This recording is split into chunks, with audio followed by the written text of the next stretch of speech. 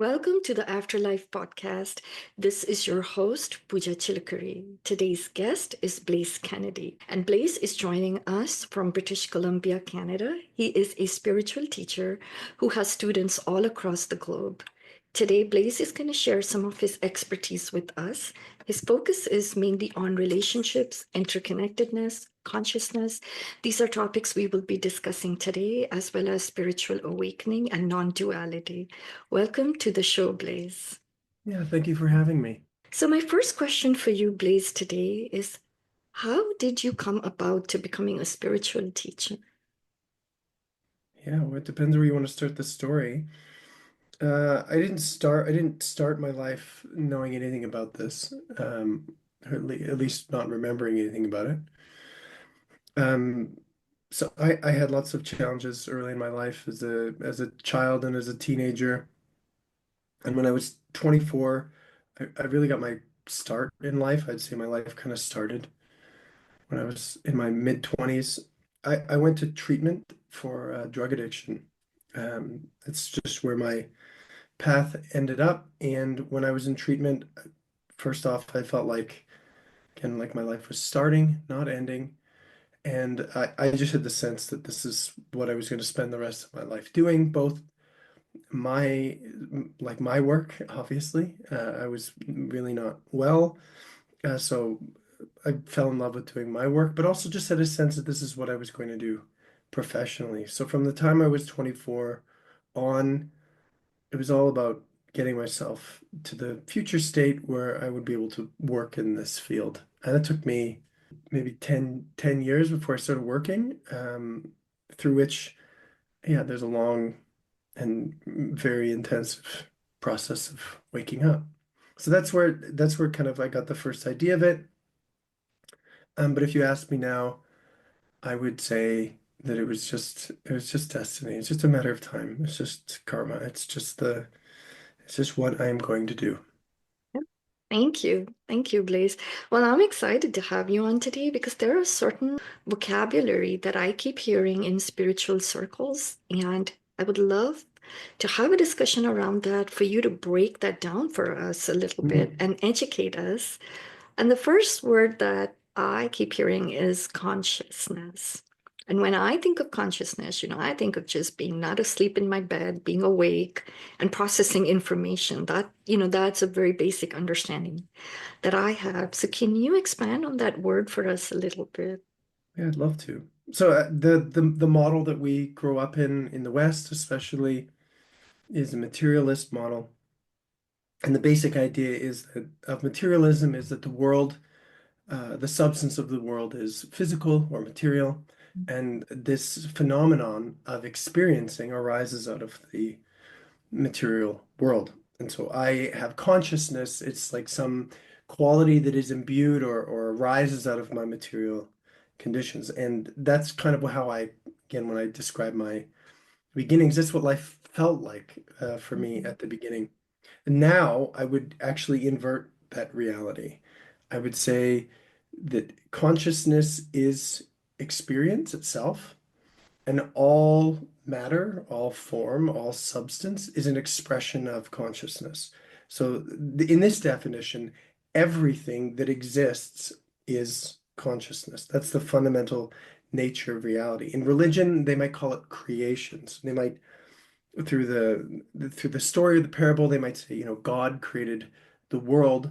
What they're speaking to is that the life is an expression of creation. It arises not independent from consciousness, from the experience of being, but that is the foundation. The foundation of life is the experience of being. And so when people talk about consciousness, they can be speaking about very specific facets of experience.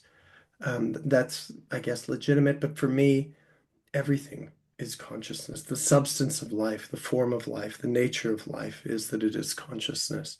Mhm. So this consciousness exists as a sort of a spectrum that includes all phenomenon. A simple or a one very powerful facet of that is the experience of being aware, the sense of being an awake Mhm. witness. This would be considered a property of consciousness, as would the light of the soul, the motion of your body, the physical matter as well. So that's where I would start, is life is consciousness. But you touched upon something, and I'm curious. So awareness is just a part of consciousness. It because I was using those words interchangeably before, but I have so they are separate. So Well, so this is again, there is so much variation within language, within mhm, spirituality and awakening. This is mhm, how I would define the terms. Awareness tends to, in my world, awareness is how we describe a very particular quality of consciousness or of life, and it's a sort of a spacious, awake presence. And uh, so I would not call this separate any more than I would call the colors of the rainbow separate. mhm, But we have to describe, it's very helpful to describe the unique properties of this spectrum that consciousness is mhm, as being unique. Awareness as an awake space is not the same as my pen, right? You mhm, can, in one hand, you could say, there's only one consciousness, which is all inclusive, and that's true. mhm, But for so many usages, it's really important to recognize the discrete properties that consciousness has. And so I would use awareness to represent one particularly spacious quality of consciousness that often lies in the background, doesn't get noticed so much. Yeah, so that would be my answer to that. Gotcha, gotcha. And I've also heard like people talk about we exist within like this overall consciousness, and they talk about energy fields. Can you explain that a little bit? Yeah. Okay, so first, the when consciousness in my world, the first property of consciousness is awareness. And one way to orient people to a consciousness or a life that is where consciousness is fundamental is to notice that everything that you've ever experienced, whether it is a thought or a rock or the things that happen in the world, all of them exist within your awareness. That's the place that life happens. So we can learn to orient to consciousness as not a phenomenon that happens in the exterior of our consciousness. It's not out there. Respective to your experience of being aware, right now, you are aware. Everything happens inside of your awareness. Mhm, So this is a shift in focus, a shift in the way we orient to life. There's one place where life is happening, and that's awareness. And for some people, this can make a lot of sense. For other people, not so much. Again, awakening is all about a progressive realization that happens over time. So in my experience, what I would orient us all to right now is this conversation, the room you're in, everything that your experience exists within the space of your awareness. If it didn't, well, then you wouldn't be aware of it.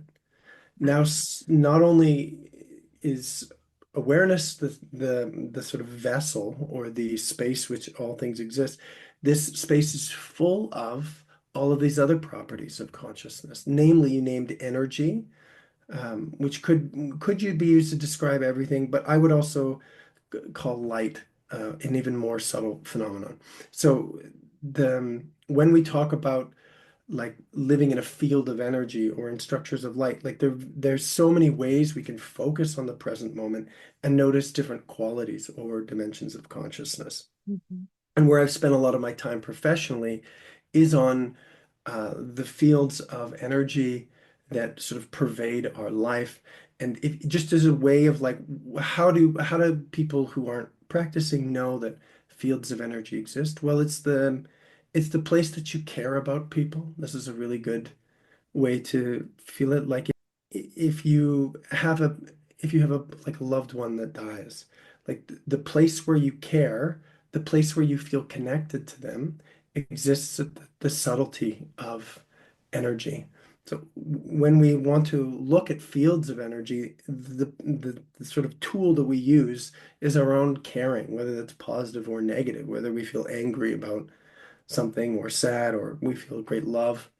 It's through our care that we are all connected. And this is how you, through your body and feeling this, is how you learn to access a world of energy where all beings are interconnected.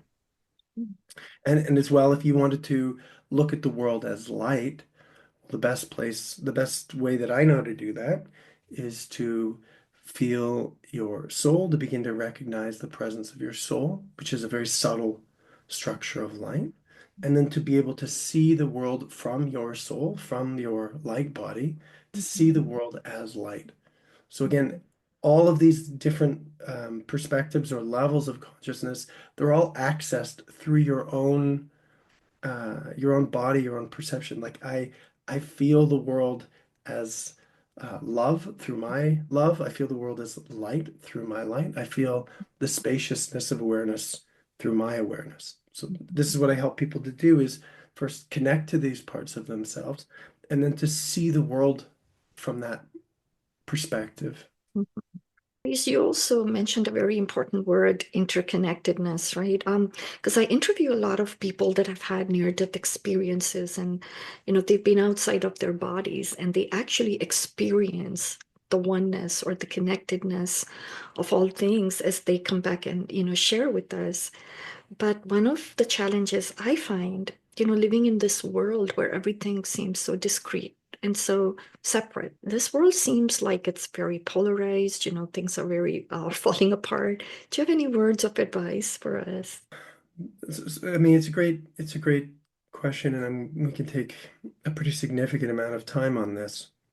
So again, you earlier used the word non-duality. Hmm. Now we're using words like interconnectedness. Yeah. And I would suggest there's some variation, and it's really important to acknowledge the, the pursuit, one of the primary pursuits of awakening or spiritual practice is to realize whatever you would call it, the one God, some supreme singular force in life, one perspective that includes or transcends all division. This is what non-duality is, to see life as one. Hmm. Now, because consciousness has all these facets that we're describing, the it's people can describe that experience of oneness kind of at different levels. Um, they can be speaking to interconnectedness. They can be speaking to um, at a heart level, at a level of love, at a level of light. They can be speaking to it to some degree when they talk about awareness. So it's really important to notice that there are lots of perspectives on awakening that you have along the way, and that the non-dual one, for me, the most true non-dual one, is the recognition that all life is one creation. Hmm. And this is what we are all like, we are all moving towards, um, especially spiritual seekers who contemplate this question deeply. We're all moving towards the realization that life is one thing. Now, within creation, there are many things, and those many things have relationships to each other. Hmm. So, for example, like if you have a deep love and feel very connected to someone in your life or an ancestor, you don't become one in a way that loses differentiation. You have a sense of mutual care or connection. Hmm. But that's a little bit different. It's kind of refined. So most of what is occurring within consciousness, whether you're in your body or not, whether your ancestor alive or not, is is a beautiful structure of interconnectedness. And so this is often what we experience when we relate to what's happening within the universe in all of the beautiful subtle dimensions. It's not necessarily that life is without distinction or differentiation, but that there's like a beautiful structure. There's a beautiful structure that is not, that doesn't have the same level of separateness that we're used to. So if we just zoom again, kind of back to where I started from and where most people, which will start from too, you look around my office, you look around your room, and you will see a bunch of discrete objects that their primary relationship to each other is that they're physical. So my pen, my my keyboard, and this is what separateness is, and it's a level of life. It's real. So separateness is what allows us to drive our cars and not run into each other. Separateness is what allows me to buy a house and you to have a different house. So there's this level of life that is where there is physical separateness and discreteness. And as you move through the dimensions of consciousness to more subtly, that sense of physical matter and a physical separateness breaks down progressively, and more there are these properties of relatedness and interconnectedness that begin to occur. So the first would be like when someone says that they feel sad, like that their sadness is can be separate from me. I can shut it out, or I can shut out the needs of my child, or I cannot listen to people. But at an emotional level, at an energetic level, there's the beginning for us to share experiences, share how we feel, share what life is like for us, and have it be received by other people. Mhm. So we are still separate, and yet we can feel and relate emotionally in a way that allows us to feel together. And if you've ever, to anyone that's sort of working on their childhood and at any level, like what we are really needing as children is this deep relatedness of like a world that holds us and sees us, and a Mhm. world that can help us complete these functions, that these needs that exist in our emotional body to be interrelated. Mhm. So again, when we look at emotional development in children, which is part of spiritual development, this sense of being physically separate breaks down. It's not so strong, and this sense of the flow of energy, the flow of emotion, the flow of thought, and the ability for life to relate to itself Mhm. really grows. And if you take that even further to the structures of light and the soul, the physical separateness breaks down even more, the form and the substance breaks down more, and the sense of simultaneous occurrence, or things occurring all at the same time, all in the same place, grows. So you can think about this as a spectrum. Like physically, we are the most separate physically. This is the place Mhm. where we are the most separate. And as we move more and more to the subtlety of consciousness, there is less and less and less separation. So, what I help people to do is to really feel these more subtle levels of consciousness and engage in them. And Mhm. then you said something about the world, like the world looks Sure. not Mhm. unified. Mhm. You look at what's happening in your country, broadly speaking, it's not acting like a field of non-separateness. And that's because these fields, especially what I would call the fifth dimension, or a level where there is emotion and subtle energy, these fields are in a kind of damaged state. They exist. Fields of energy need to be taken care of, and they can express higher levels of health or lower levels of health and well-being. And so, globally, as well as regionally within your own family, there is a lot of pain that is not functioning in a healthy way in our sort of global energy body. And as a result, this is why the world looks like conflict. And the Mhm. word that I would use for this is there's trauma. That at an emotional level, at an energetic level, there is trauma in this world, and we are an expression of a system that's not actually functioning in a healthy way. Mhm. So the pain and the difficulty, it really actually speaks to the fact that there is deep interrelatedness, that we Mhm. do care, that the things that happen in the world really matter. But because the world has had so much pain and difficulty, this sort of level of life is not functioning in a really healthy way.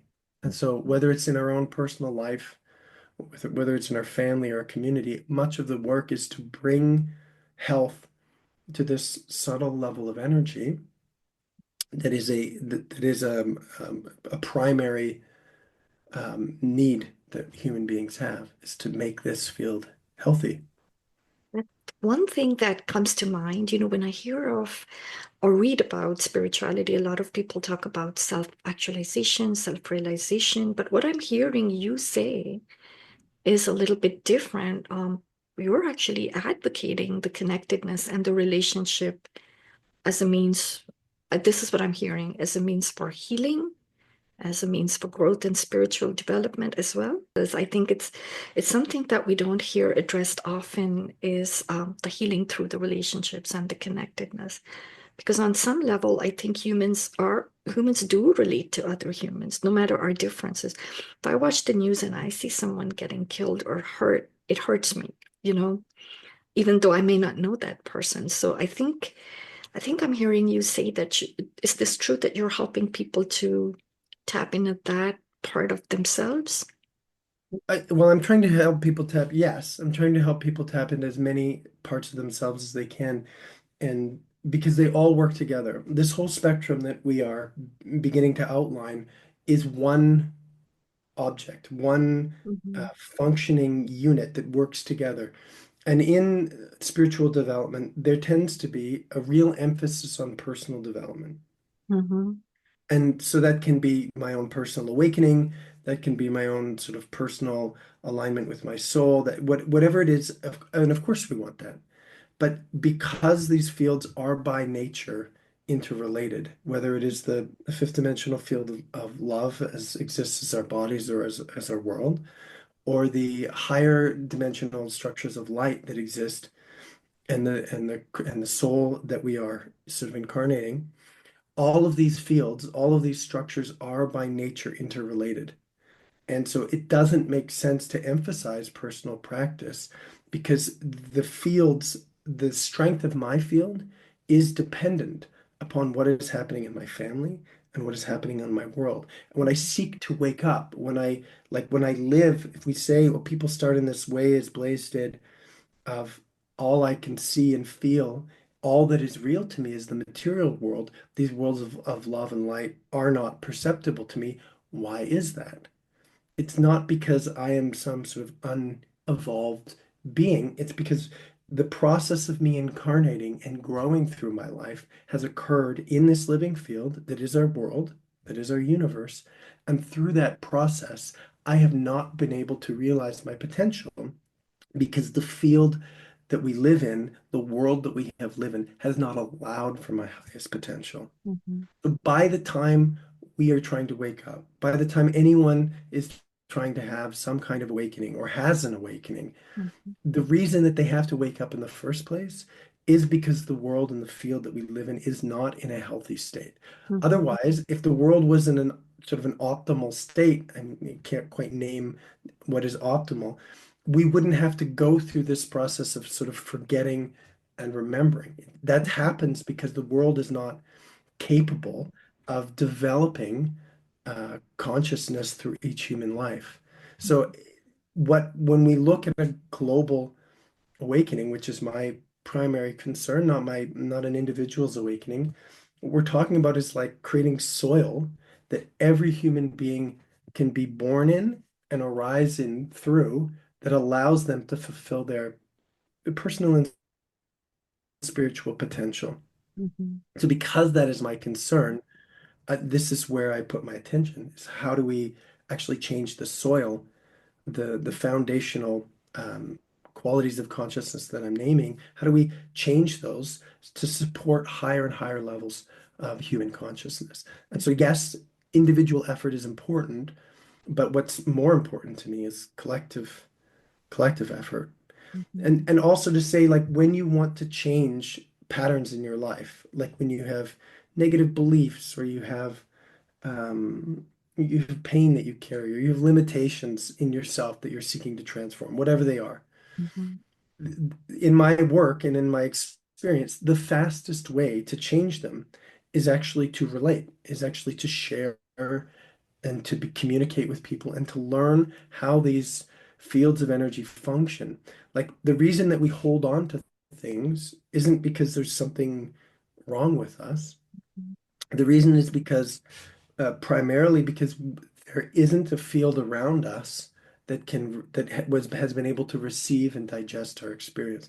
So we're not actually built to hold on to things. We are built to participate in an interdependent world. We are created to express and to participate in life.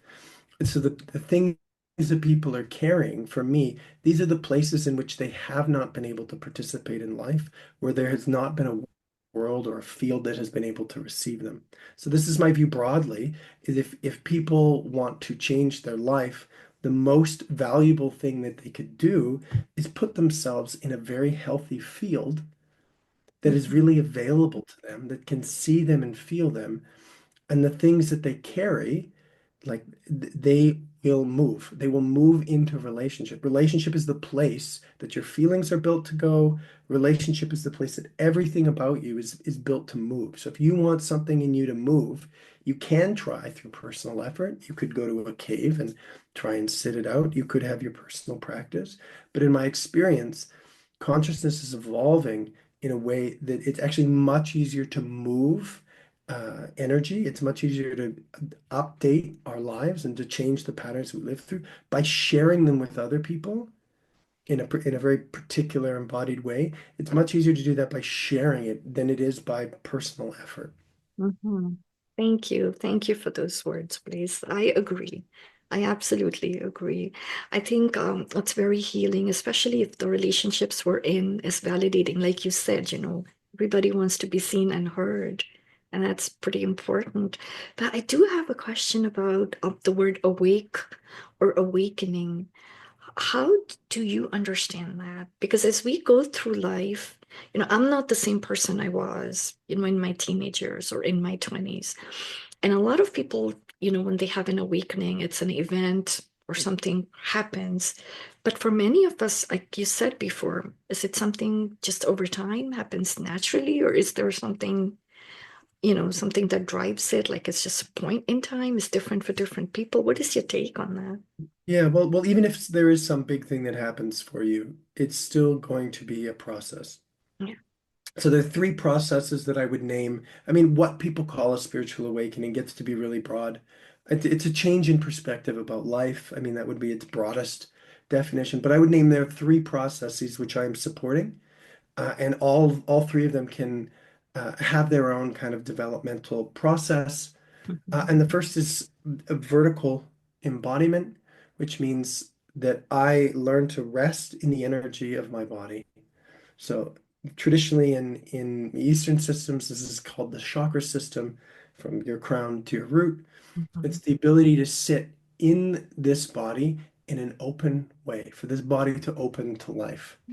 Now, again, in psychology or in therapeutic traditions around trauma, they would this process is it's your developmental process through your life. So if your heart is chakra is closed or your sacral chakra is closed, like we look at like what are the events that have created that? Well, like how did it come to be that your heart or your crown or any other part of your body is closed to life, and we support that relationally. So you could call that any opening in the body is part of a progressive spiritual awakening. Like if you have a heart opening, if you have an opening in your head, if you have an opening in your root, all of these are part of an Mhm. opening process in the body, which changes consciousness, it changes what's available to you, and it is progressive because it's not just that you would have your crown open or your heart open or your sacral chakra open. And even if they are open, so to speak, that's not a complete thing because your life just keeps going on. You just keep getting more and more and more open. So this is one sort of line of development, which is I would call your vertical line of development. It's the process of embodying sort of an open, Mhm. living consciousness through all parts of your body. And the second uh, developmental process is the process of incarnating, which means that when we are born, the process of being born and living can also be seen as the process of light landing in this world and expressing itself through the body in a kind of a horizontal way.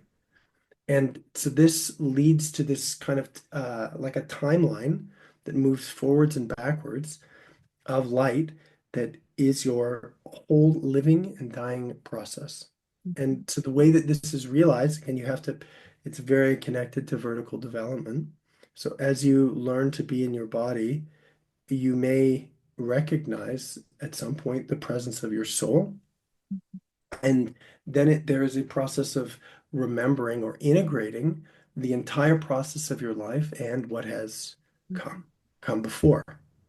So anything soul related also is part of progressive development because over time you have more experiences, your sort of body of experience grows, but also as you learn to relax and your consciousness opens up and opens up, you can sink further and further back in time and absorbing more and more of your soul experience. So more and more of your soul becomes you.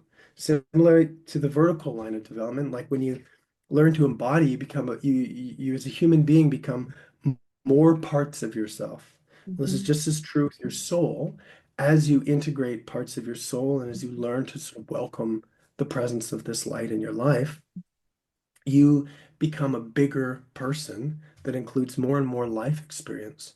And this is again something that I support. So you can have an awakening at a soul level anywhere in this process. A lot of the people that you are talking about, when people have out of body experiences, they are having like a soul level realization. They are moving through the universe at a soul level and having all kinds of experiences which would be qualified as awakening. And then so the third process that I would name that qualifies as awakening is that we follow the source of our soul back to its source.